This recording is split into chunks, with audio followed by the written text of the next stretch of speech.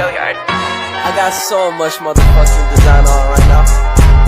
Break it down, bring it back, make it clap. I got 3 old thoughts, new guap, wear that thing. Bitches on my line, and you know. Assalamualaikum warahmatullahi wabarakatuh. Perkenalkan, nama saya Muhammad Ersandi Abid Febrian. Saya perwakilan dari kelompok 7 dari kelas 64 6A 29. Hari ini saya ingin mempresentasikan materi mengenai tantangan membangun merek yang kuat, analisis merek strategi, dan identitas merek. Merek merupakan tanda pembeda kegiatan perdagangan dengan barang atau jasa sejenis, serta jaminan mutu jika dibandingkan dengan barang atau jasa sejenis milik pihak lain. Dalam proses membuat brand atau merek baru, tentu adanya tantangan di setiap proses dan setiap tantangan tersebut juga pasti mempunyai poin penting di dalamnya agar terciptanya merek yang kuat. Adapun tantangan dalam membuat merek yang akan dijelaskan oleh teman saya, Syalu Askanufi. Adapun tantangan dalam membuat merek yang pertama yaitu adanya pengetahuan sebuah merek oleh konsumen. Terlebih di era new normal ini banyak orang yang agak sedikit kurang berinteraksi dengan produk. Maka disinilah para pemasar harus memiliki tingkat kebutuhan yang tinggi agar masyarakat bisa merasakan apa yang ditawarkan. Artinya, kegiatan pemasaran media online sekalipun itu harus dikombinasi dengan kegiatan offline. Tujuannya untuk memastikan semua orang bisa merasakan apa yang kita tawarkan. Walaupun di dalam kegiatan pemasaran online, semua orang bisa memberikan review tentang produk-produk kita, tapi kombinasi dengan offline ini juga sangat dibutuhkan. Jadi ada tantangan kedua adalah akses ke pasar. Meskipun kemasan dari produk tersebut terlihat menarik, tapi akses ke pasarnya tidak bisa, maka akan menjadi tantangan yang sangat luar biasa. Kadang kita sering melihat produknya bagus tapi tidak laku. Ada juga produknya biasa saja karena dia menggunakan media yang sangat mudah digunakan dengan sangat baik, sehingga menyebabkan produk itu menjadi begitu populer di tengah masyarakat. Secara produk mungkin tidak terlalu hebat, tapi karena dia mampu mengakses market dengan cara yang sangat unik, sehingga dia bisa diterima oleh konsumennya. Tantangan yang terakhir yaitu masalah kesiapan sumber daya manusia, yang menurutnya sangat krusial karena kalau pemasar tidak memiliki SDM yang kuat dalam menjalankan produknya di market, maka brand yang dibangun dengan susah payah itu akan selesai di pasar. Konsistensi dan kecepatan dalam memproduksi sebuah produk itu menjadi hal yang sangat penting karena jika misalnya saat orang sedang suka-sukanya dengan produk yang kita tawarkan, tapi tiba-tiba stoknya kosong, tentunya ini menjadi masalah yang sangat serius. Selanjutnya ada analisis strategi merek. Analisis strategi merek adalah rencana jangka panjang yang digunakan oleh bisnis untuk menetapkan identitas mereknya dan menemukan posisi unik di benak audiens. Hal ini mencakup tujuan spesifik dan jangka panjang yang mencapai hasil dalam membangun merek yang sukses dan ekuiditas dan kredibilitas yang tinggi, yang menempati posisi kompetitif di pasar. Selanjutnya ada strategi merek atau merek branding strategis. Produsen, distributor, atau pedagang pengecer dapat melakukan strategi merek sebagai berikut. 1. Individual branding atau merek individu. Individual branding adalah memberi merek beberapa pada produk baru seperti pada deterjen Staff atau Rinso dari Unilever. Untuk membidik segmen pasar yang berbeda seperti lainnya, ada Wings yang memproduksi deterjen mereknya Softlin dan Daya untuk segmen pasar yang berbeda. Yang kedua ada family branding atau merek keluarga. Family branding adalah memberi merek yang sama pada beberapa produk dengan alasan memproklem merek yang sudah ada dan dikenal masyarakat. Contohnya family branding yaitu seperti merek Gary yang merupakan grup dari Garuda Food yang mengeluarkan banyak produk berbagai dengan merek utama yaitu Gary, Salut, Gary Sus, Gary Toya Toya, dan lainnya. Contoh lainnya misalkan seperti motor Suzuki yang mengeluarkan varian motor Suzuki Smash, Suzuki Skywave, Suzuki Skin, atau Suzuki Asahi. Selanjutnya, strategi penetapan merek. Strategi penetapan merek merupakan perusahaan yang mencerminkan jumlah dan jenis baik elemen merek, umum maupun unik yang diterapkan perusahaan pada produk yang dijualnya. Memutuskan cara menetapkan merek produk baru merupakan hal yang sangat penting. Oleh karena itu, ketika perusahaan memperkenalkan sebuah produk baru, perusahaan memiliki 3 pilihan utama yaitu: yang pertama, perusahaan dapat mengembangkan elemen merek baru untuk produk baru. Yang kedua, perusahaan dapat menerapkan beberapa elemen mereknya yang sudah ada. Dan yang terakhir, perusahaan dapat menggunakan kombinasi elemen merek baru dan yang ada. Selanjutnya, strategi pengembangan merek. Yang pertama ada brand extension atau perluasan merek. Strategi pengembangan merek ini menggunakan nama merek yang sudah dikenal oleh konsumen untuk meluncurkan produk baru atau produk modifikasi pada kategori produk yang baru. Contohnya ada merek sabun mandi Lifebuoy yang memperluas mereknya pada kategori produk sampo. Yang kedua ada multi-brand atau banyaknya merek. Strategi pengembangan merek ini meluncurkan banyak merek pada satu macam kategori produk yang sama. Contohnya PT Unilever Indonesia memiliki 3 macam merek untuk kategori produk sabun mandi yaitu Lux, Lifebuoy, dan Dove.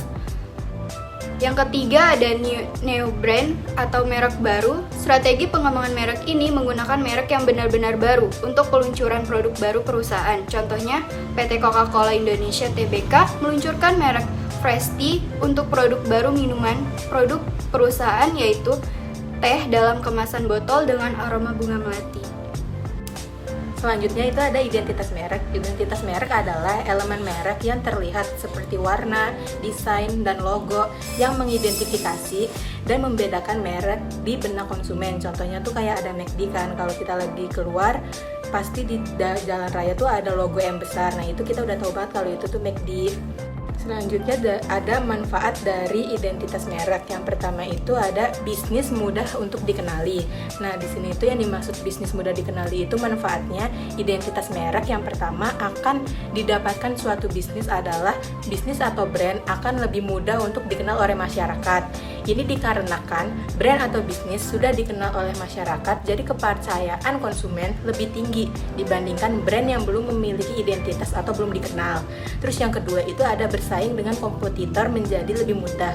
Bersaing dengan kompetitor juga menjadi lebih mudah ketika suatu bisnis telah memiliki identitas brand. Semakin unik suatu merek, konsumen atau pelanggan akan lebih mudah untuk mengenalinya. Dengan semakin dikenalnya suatu brand, maka akan lebih mudah untuk bersaing dengan kompetitor. Hal ini dikarenakan tingkat kepercayaan konsumen yang lebih tinggi dan dari brand tersebut lebih menonjol dibandingkan brand kompetitor. Yang ketiga itu mudah mendapatkan pelanggan setia. Pelanggan setia merupakan hasil dari adanya identitas merek yang dibangun oleh suatu bisnis. Mendapatkan pelanggan yang setia merupakan hal yang cukup sulit. Namun, ketika bisnis sudah memiliki identitas merek, maka dengan sendirinya pelanggan setia akan mengikutinya. Ini dapat dilakukan dengan cara membangun hubungan emosional yang kuat dengan konsumen. Terus yang terakhir atau yang keempat itu lebih mudah untuk meningkatkan pendapatan bisnis.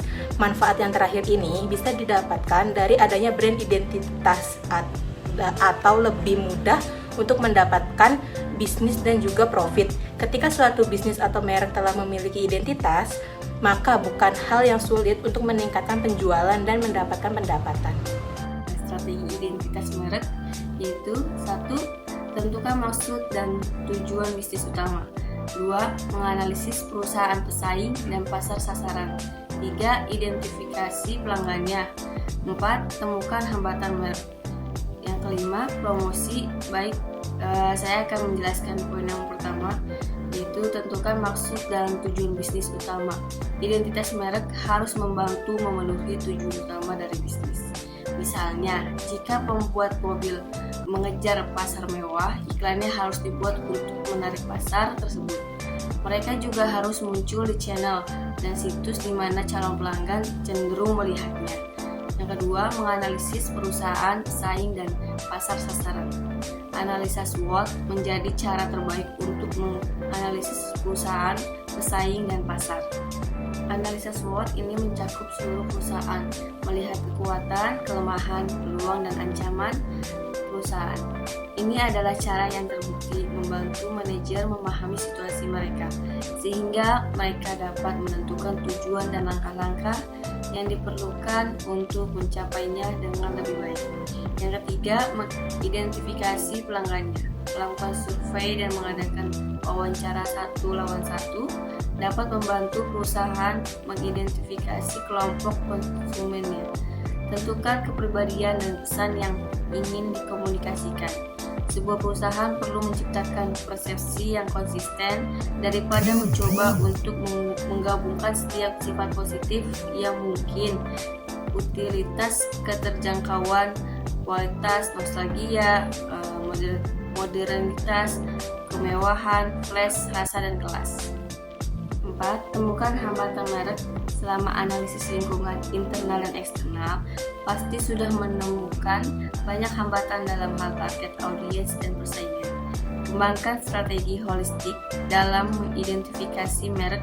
Strategi merek holistik berfokus pada pemberian identitas pada semua yang diproduksi dan diawali oleh bisnis Anda. Hal ini biasanya melibatkan mengaitkan atribut dengan merek, nama, logo, warna, menentukan tujuan merek, mengembangkan identitas merek, kepribadian merek, dan suara merek.